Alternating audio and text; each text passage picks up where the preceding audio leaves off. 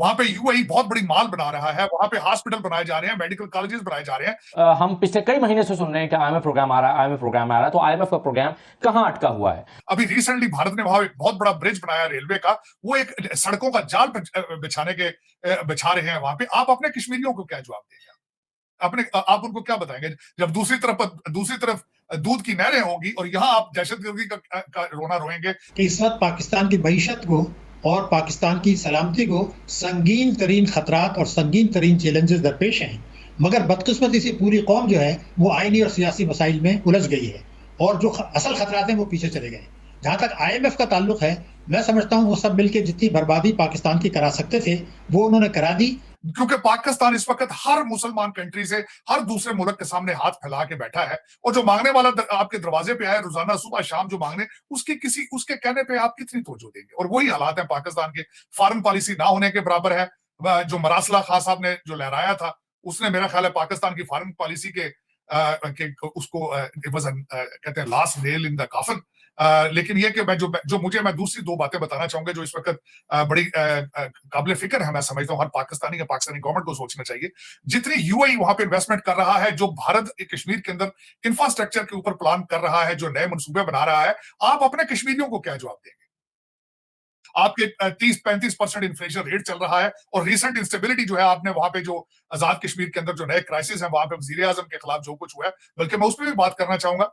हकीकत ये है कि G20 G20 तो भारत जो है वो नई से नई बुलंदियों पे जा रहा है, इसमें कोई शक नहीं है। इकोनॉमिकली, पोलिटिकली, और उनका खासकर आपको पता ही होगा, आप और मैं, हमने वो स्पीचेस भी कई सुनी, जिस तरीके से वो यूनिवर्सिटियां, कॉलेजेस उनके बन रहे हैं, किस तरीके से उनकी इस वक्त उनकी जो यूपीआई ट्रांजिशंस, उनका ब्रॉडबैंड, उनका हर बंदे का एक्सेस टू इंटरनेट, उनके ये सारी चीजें, ना सिर्फ आप और मैं ये बातें कर रहे हैं, IMF इसकी मिसालें दे रहा है, वर्ल्ड बैंक मिसालें दे रहा है भारत की तरक्की की, और पिछले 8-10 साल में हुआ है। मुझे अभी याद है, आज से तकरीबन हफ्ता पहले मोदी साहब ने एक स्पीच में कहा था कि ये 8 साल का सफर है। 8 साल के अंदर डिजिटल इंडिया उन्होंने बनाया, मेक इन इंडिया, यहाँ पे एक कैंपेन चलाई थी उन्होंने, हर टीवी चैनल पे आती थी, made in India, make in India. तो ये हकीकत, ये कौमें जब चलती हैं तो कौमियत का कॉन्सेप्ट सबसे पहले होना चाहिए, जो कि पाकिस्तान में बिल्कुल भी नहीं है। लूट मार का बाजार है उसमें। अब देख लें आप कि आज यहाँ पे वर्ल्ड बैंक और IMF की स्प्रिंग मीटिंग्स चल रही हैं, और डार साहब नहीं आए यहाँ पे। अफसोस की बात, अफसोस।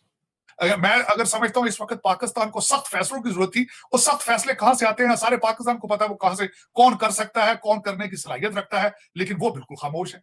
वो बिल्कुल खामोश है। और जब मतलब की बात पे वो कह देते हैं हम न्यूट्रल है, लेकिन उनके बगैर पाकिस्तान तो एक दिन भी नहीं चल सकता। चला तो वही रहे हैं।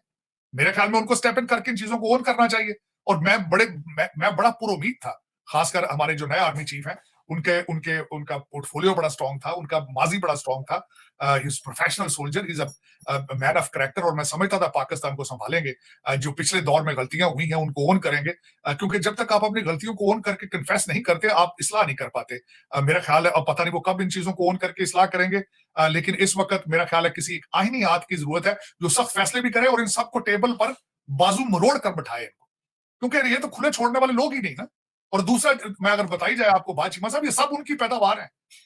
हमारी जो तीसरी कुव्वत है, इन सबके बाप है।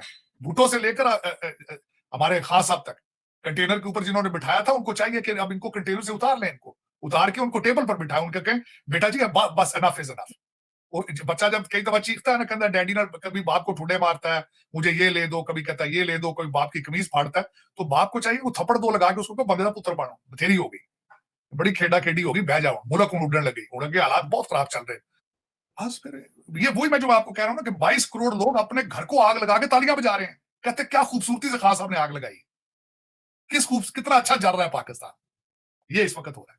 कितनी कौमें देखी हैं, मैंने नहीं देखी आज तक। मैं अपने घर को आग नहीं लगाऊंगा।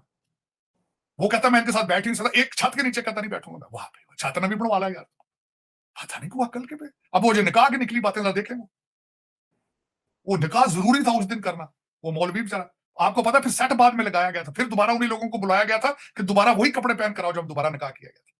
वो 5 बच्चियां दी मां है। और जब पहली दफा खबर निकली थी तो उसके हस्बैंड ने बड़ी सख्त बातें की थी ऑन कैमरा, ऑन टीवी। उसके लड़के ने आके बड़ी गालियां निकाली थी मीडिया को, सबको, यूं मेरी मां के बारे में बातें क्यों हो रही।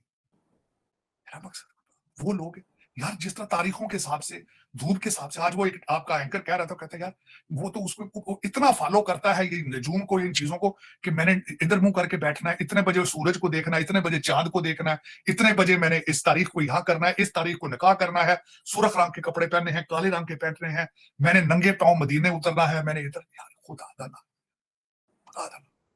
21st सेंचुरी, ਅਸੀਂ भी मुसलमान है, साडा भी फेथ बड़ा स्ट्रॉन्ग है, खुदा के लिए ये आपका अपने खुदा, आपका और आपके खुदा का ये एक मसला है, इतनी तोहमत, और सबसे बड़ी बात ये इस्लाम के खिलाफ है, इस्लाम के खिलाफ ये तो जिस देखिए मौलवी आपके को आपकी बात काटने लगो तारड़ साहब, वो जो मुफ्ती साहब है, मैं उनको बहुत दफा मिला हुआ हूँ, ठीक है। इनका जो मदरसा है ये इस्लामाबाद के बिल्कुल साथ है। तो ये हमें, ये तो इमरान खान सुबह के टाइम इमरान खान इनके मदरसे में सैरी करने जाते थे और इमरान खान इनके गीत गाते नहीं डरते थे। मैं आपको वो स्टोरियां सुना सकता हूँ इस मौलवी साहब के बारे में। इमरान खान इसके मुरीद थे और सारा टाइम इसको Islamic ideology council, shadow minister और फिर कहा जी रिलीजियस अफेयर्स मिनिस्टर, लेकिन वो गरीब मौलवियों ने मदरसा एक छोटा सा बनाया है, जब मरी रास्ते जाते हुए ना, उसका मदरसा है, ये जस्ट एडजेसेंट टू इस्लामाबाद, ये मरी के बीच में आता है।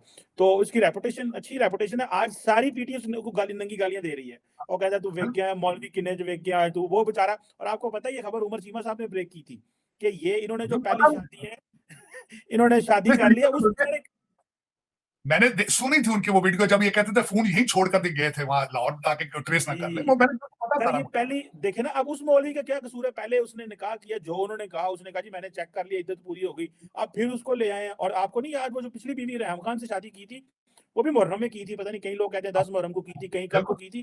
करतूत अपने हैं और लोगों को गालियां, जिसका मर्जी इनका दिल करता है कपड़े उतार देते हैं। आजकल सोशल मीडिया इनके हाथ में है।